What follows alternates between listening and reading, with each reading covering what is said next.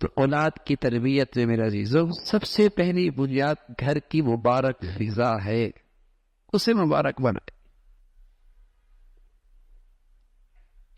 اگر طبیعتوں میں بوجھ بھی ہو تو اس کا تذکرہ اولادوں کے سامنے نہ ہو، کسی چیز میں اختلاف بھی ہو تو اس کا تذکرہ بچوں کے سامنے نہ ہو، اس لیے کہ اگر ان کے دلوں سے باپ کا احترام بھی نکلا، ماں کا بھی احترام نکلا، تو ان کے دلوں میں کس کی بات کا وزن ہوگا؟ کون سنبھالے گا انہیں؟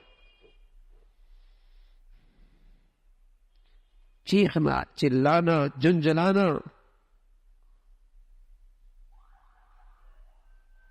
اس کا اثر بڑا منفی پڑے گا اولاد۔ تو پہلی فضا ہے گھر کی فضا۔ یہ ماحول کیسا ہے؟ اور گھر کی زندگی بچہ سیکھتا ہے، گھر کی زندگی سے بچہ سیکھتا ہے، وہ صرف ماں کی مادری زبان نہیں سیکھتا، بلکہ جو کچھ وہ گھر میں دیکھتا ہے اس کے دل میں وہ سب چیزیں بھی نقش ہو جاتی۔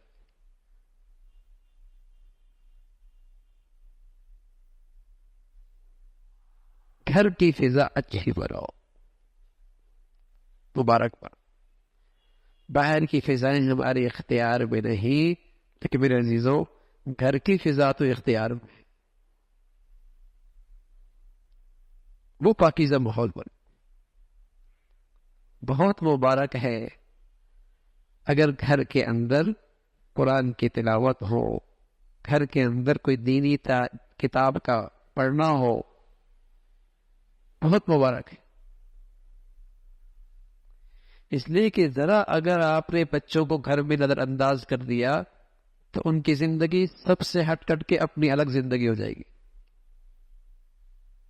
پھر کسی اور کی باتیں سنیں گے اور کسی اور سے سیکھیں گے اور کسی اور سے پڑھیں گے، اس لیے کہ آپ نے انہیں توجہ نہیں دی، اور ان کے پاس وہ آلات موجود ہیں، ان کے پاس وہ اسباب موجود ہیں کہ وہ فوراً ان سے اپنی دوستیاں لگا لیں گے، یاریاں لگا لیں گے، تعلقات بنا لیں گے، ان سے سیکھیں گے، ان سے پڑھیں گے، ان کے پاس بیٹھیں گے۔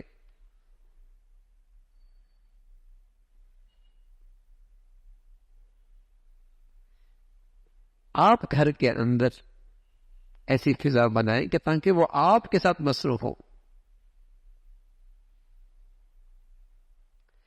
اور دوسرے نمبر پہ میرے عزیزو یہ دیکھا جائے کہ میں نے اپنے بچے کو کل کا سرمایہ بنانا ہے۔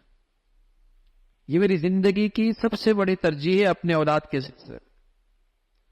اولاد کے سلسلے میں میری سب سے بڑی ترجیح ہے کہ یہ کل کے لحاظ سے میرا سرمایہ بن جائے، اللہ کا فرما بردار بن جائے۔ یہ میری سب سے بڑی ترجیح ہے۔ اس ترجیح کو سامنے رکھ کر اس کے تعلیمی فیصلے پھر کریں، اس کے بارے میں جو آپ نے تعلیمی فیصلے کرنے ہیں اس کو سامنے رکھ کے کریں۔ آپ انجینئر بنائے، مبارک ہے، ڈاکٹر بنائے، کچھ بنائے، لیکن یہ بات آپ کے پیش نظر ہو کہ کل کے لحاظ سے میں نے اس کو اپنا سرمایہ بنانا ہے، اسے اپنے اللہ کا بنانا ہے۔ انبیاء علیہ الصلاۃ والسلام کی مبارک سوچ تو یہی ہوا کر، من لدنک ولیہ یرثنی ویرث من آل یعقوب واجعلہ ربی رضیہ۔ حضرات انبیاء علیہ الصلاۃ والسلام کی مبارک سوچ تو یہی ہے اپنے اولاد کے بارے میں۔ پھر آپ اسے تعلیم دلائیں تو پھر آپ کا فیصلہ ان کے لیے تعلیم کے لحاظ سے مبارک ہوگا، اس بات کا خیال رکھیں۔